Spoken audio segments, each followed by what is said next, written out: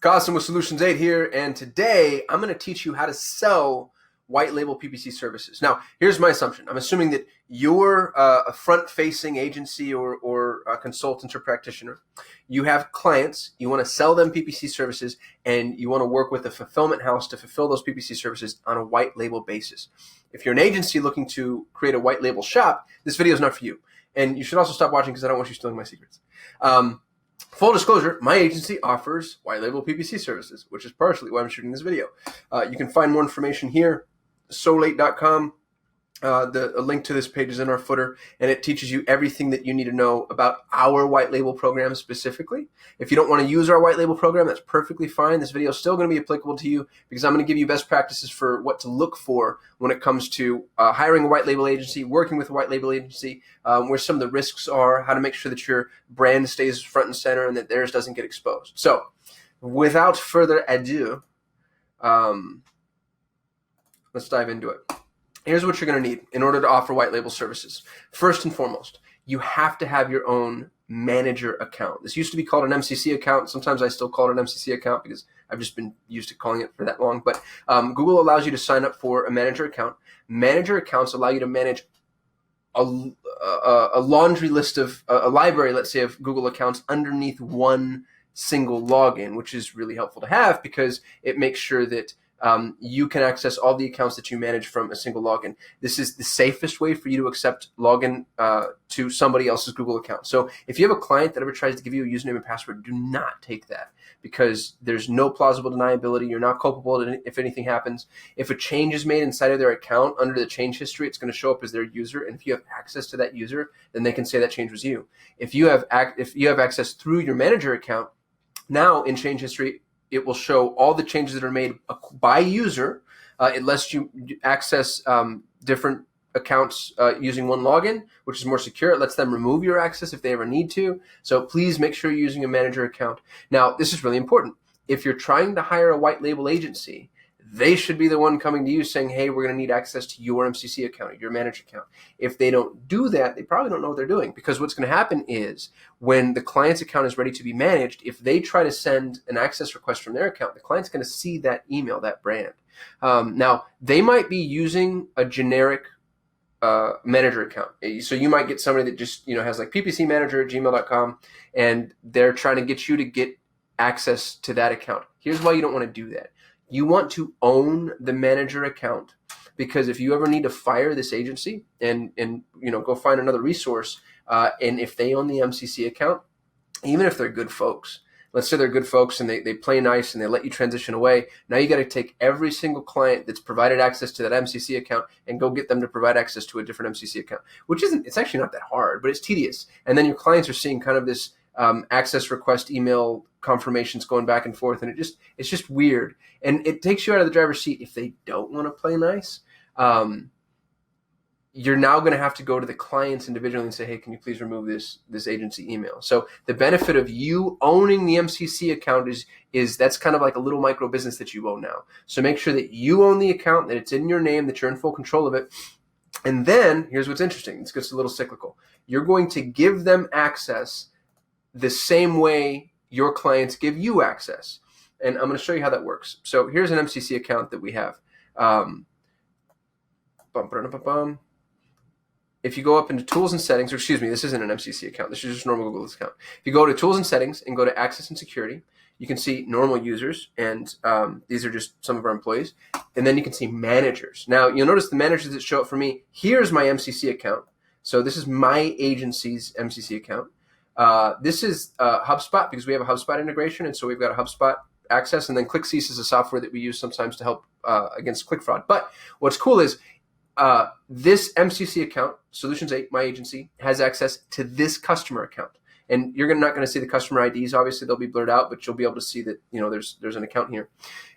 If I was white labeling, then I could give somebody else using the same process access to this MCC account, and they could see all the accounts that I have access to. So that tree kind of looks like this. The fulfillment agency, meaning the agency doing the work, is a manager in your manager account. And then you're a manager in the client's account.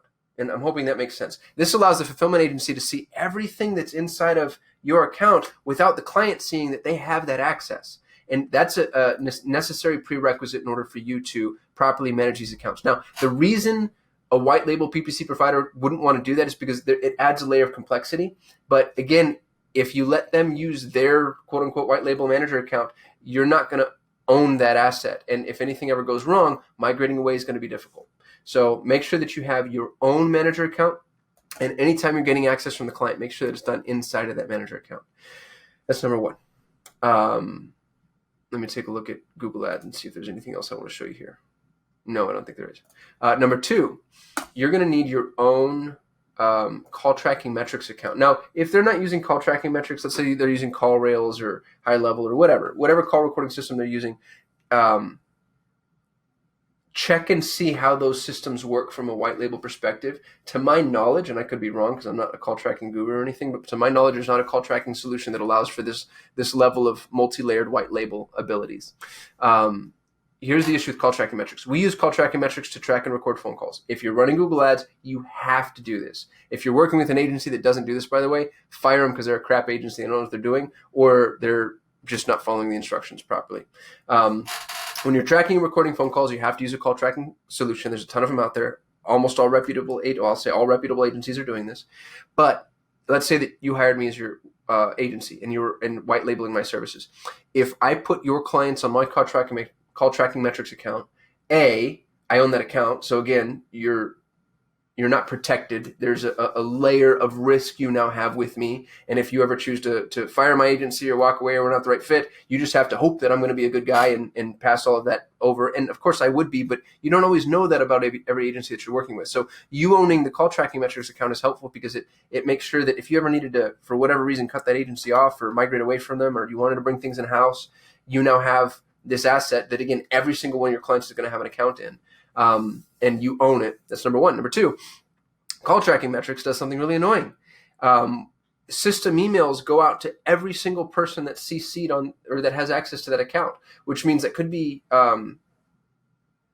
all your employees. It's probably your client because you have your client added to, receive call notifications or, be able to log in to listen to recordings or whatever. And then it's also the fulfillment agency who needs access to the account in order to record and listen to phone calls and capture that data. So when call tracking metrics sends out one of those system emails, your client could potentially see the white label agency's contact information, which you don't want.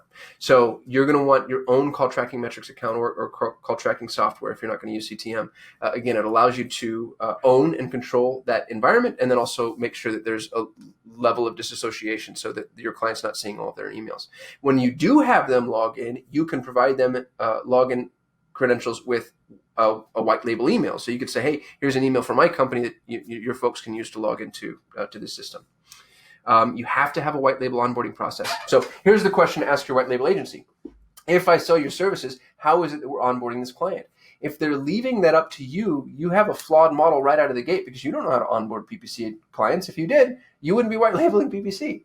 We use a system called Talify. I'm a huge fan. I'm not pushing Talify on you, but I like it as a software. You can actually see, I'll show you, here's our onboarding sequence. And so I can show you every single thing that needs to happen. Some of these are internal tasks. Some of these are client-facing tasks. But I can show you some of these, have a decision branch associated with them. Excuse me. I can show you every single thing that needs to happen, including all of the access I need to get. And what's cool about our onboarding portal is this is completely white label. When I roll this out, let's say you hired us as a white label agency, the onboarding portal would be changed to new client onboarding and then your agency's name. The email that we send from is very generic. The access request that we're asking for uses your email, not ours. And the instructions are customized to your brand. So we've done this for a couple white label partners so far where we've shot a video using their brand in the video and change the tutorial videos to be white labeled to your agency. So make sure you have a white label onboarding process in place, because if not, then they're either going to put your clients through their onboarding process, which is going to kill the white label scenario, or they're going to put onboarding on you. And if you don't know how to onboard a PPC client, and why would you, then that's going to make the entire situation far more difficult. You want to make the white label process easy. So you have to have a white label onboarding process. You have to have a white label account management process, or at least understand what this looks like. Account management means who's managing the PPC account. A lot of white label agencies do a great job with account creation. Bravo, phenomenal, pat on your back, it's the easy part. Who's monitoring this account on a regular basis, and what is it that they're doing? And you need to know that so you can properly manage those expectations when you're selling PPC to a client. Otherwise, you're selling on something that you can't necessarily hold anybody accountable to. So, for instance, with our agency, we check campaigns every 3 days, almost at a minimum, depending on spend, of course. We have a checklist of things that we do on a regular basis, listening to calls, checking search terms, checking bid adjustments, checking for penalizations or any ads that have been disapproved for whatever reason. That's a list that I can hand you and say, hey, here's everything involved in the process. And then in your sales discussion, you now get to, that's basically kind of what you're selling. So make sure you're really clear on the white label account management process, number one. Number two, and this might be the most important thing, know who's doing the client management. We don't offer white label client management because it's a nightmare and it's almost impossible to keep white label long term. When we white label a software service, when we white label a service, our customer is managing their client and then communicating to us about the service. So they're the go-between, but they're doing 100% of the client management. We don't accept using your email and then it comes to us and we're fielding those inquiries. The expectation here is the reason you're getting a discount off of our retail pricing is because there's an economy of scale at it for us, and we're dealing with one point of contact who's dealing with all their clients instead of having to deal with individual clients. If we had to deal with your clients directly, then it's basically just a retail client for us, and there's no incentive to be a white label provider in the first place. I'd be really cautious with agencies that offer white label client management because now they're front facing to your customer. They don't know the entire narrative. If you're a marketing agency, chances are you have a full funnel that you're fulfilling. And they're not going to know the directions that you're heading in, what the goals are, what the historical context is, the other things that you might want to sell or to upsell. So I don't believe in white label client management as it stands now. I wouldn't recommend it. I'd actually strongly advise against it. But at a minimum, know who's responsible for the client management, who's owning that client environment. With us, we're still here for you. If a client asks you a question, the answer is always like, oh, you know what, let me check with my team and I'll get back to you. And that's what you can train your team on. That's what we train all of our white label partners on. You don't need to know the answer. And you can tell them, I'm not the Google Ads specialist. I'm the client manager. I'm an advocate on your behalf. I'm here to help, make sure that everything's going smoothly. We've got specialists for everything that we offer because each of these things is really difficult to learn. One person couldn't do it all anyway. So talk to me about what your concerns are, what you're seeing, and then I'll go check with the team. And then what we do is we arm you with the information you need to manage that client properly. So we'll give you the answers. We'll even shoot videos on your behalf, provide you with media. We have a whole library of content that we can share with you that you can white label too.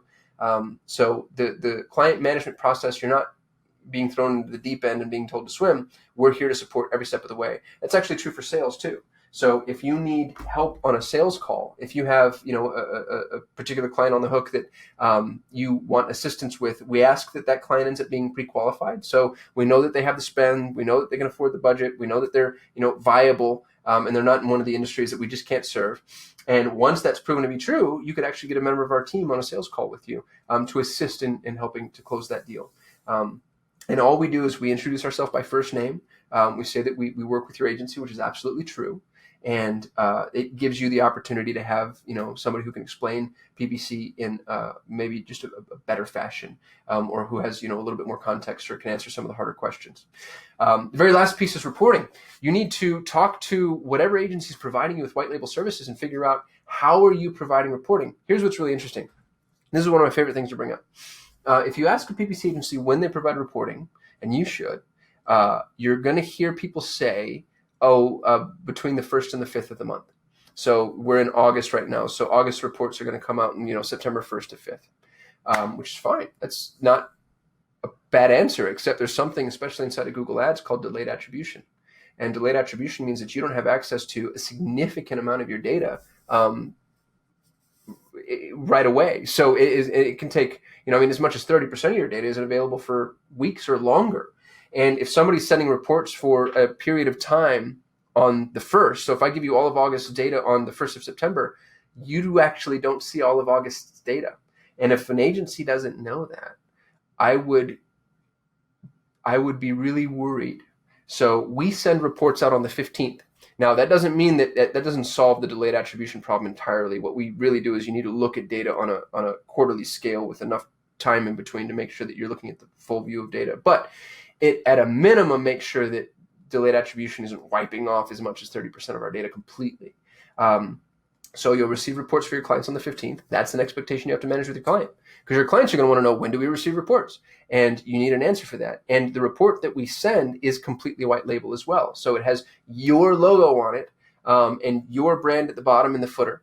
And it gives you the opportunity to share something with your client on a monthly basis that says, hey, here's exactly where we're going. The very last thing that I'll say when it comes to white labeling services is you have to manage expectations up front. 50% of all Google Ads campaigns fail. That's Google's own statistic. Now, really the reason that happens is there's a ton of people who start Google just to try it, or dipping their toe in, or they don't know what they're doing, or they make major catastrophic mistakes, or they're not hiring an agency, they're trying to do it themselves. So that number, I imagine, is greatly inflated. But regardless, you have to let your clients know there's no guarantee that this works. The first 90 days is a test. We're going to qualify and see whether or not we can make this happen. Now, we're not going to bring on a client if we don't think that there's a reasonable expectation of success, but we have had campaigns go poorly before. We had a company that did roofing in Plano, Texas, and from the outside looking in, we thought, gosh, this is going to be just a walk in the park. We started running traffic there and found out that there were 22 competitors in like a 15-mile radius or something obscene in this little teeny tiny town. Not that Plano's teeny tiny, but you know what I mean. It's smaller than a major metro. And we pulled the plug on the client and said, hey, look, we don't recommend spending here given what your budget is and what your goals are. We don't think we can be competitive with some of the other people that are in this space. You will have those clients. That's going to happen. If you sell PPC often enough, if you sign on 10 clients, let's say, from experience, 2 to 3 might have a difficult time. And in many cases, it's actually the client's fault. So as an agency, you already know that clients don't answer their phone. They don't have a sales process in place. They don't follow up. They have way too much going on. And so you could be, raining leads on them, and it doesn't mean that they're going to be able to close those leads.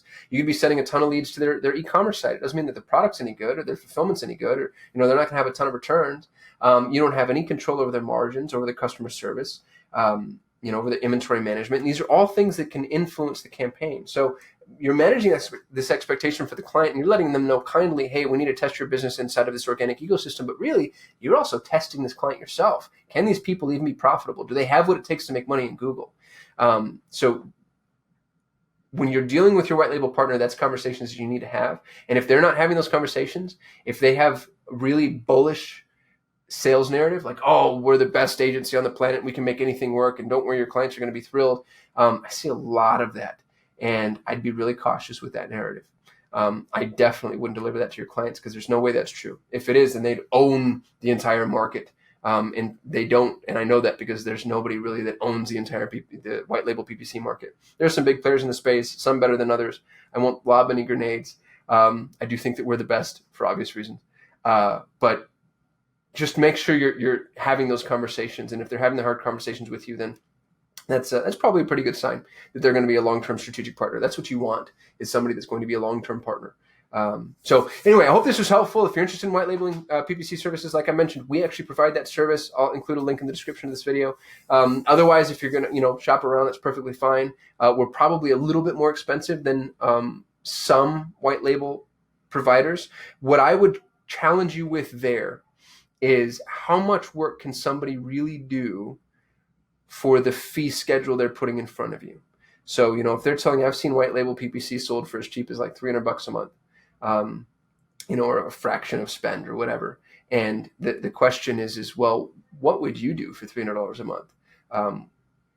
And I imagine the answer is probably not a lot. You're going to review something, but if you spend an hour or two on that campaign, adjusted for the margins that an agency has to have in place just to keep the lights on, you're basically done. So what we charge is reflective of the work that we do. We're not using a bunch of automated software. It's not just hooking campaigns up to bots that are making, bid adjustments. This is real live human that's assigned to the campaign with the strategist that helps oversee that person's work. And then we have the white label client manager who handles that whole thing and then deals as your liaison. And so in order to have that infrastructure available to you, you have to pay for it.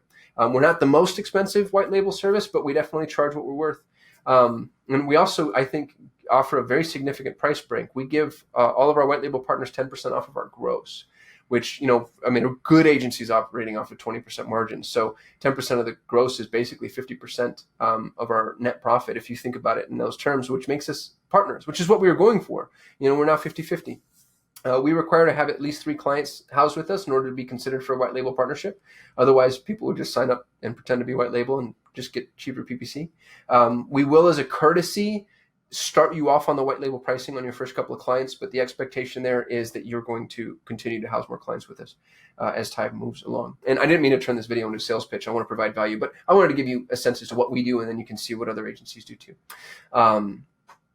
I hope this is helpful. If you have any questions for me, hit me in the comments. I read every comment personally. I respond to all of them personally. If you like what I had to say, give me a little thumbs up. Don't forget to subscribe. We're shooting a video every day. And if you hit that little bell, you'll get notified every time we post a video. Best of all, if I get to 1,000 subscribers, I think I'm at like 370. But if I get to 1,000, I get to start going live, which would be great because then I can embarrass myself. So help me with that goal, and I'd be immensely grateful. If there's somebody that you think could benefit from this video, please share it with them. And that's all I got for you. I'm done begging. I will hopefully will see you tomorrow. Thanks.